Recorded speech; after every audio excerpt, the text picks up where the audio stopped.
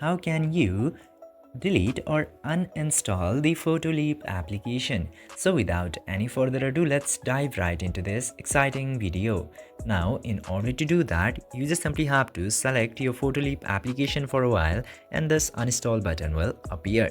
Now, you just simply have to tap into uninstall and the application will be uninstalled.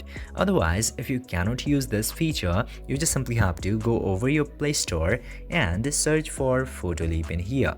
And after that, this Photoleap photo editor / AI art application will appear, which is installed into your device. That's why it says open.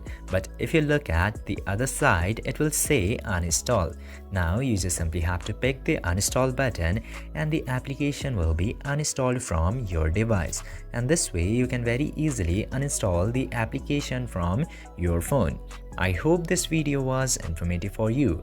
If yes, don't forget to like, share and subscribe to the channel to never miss another update. Thank you for watching this video.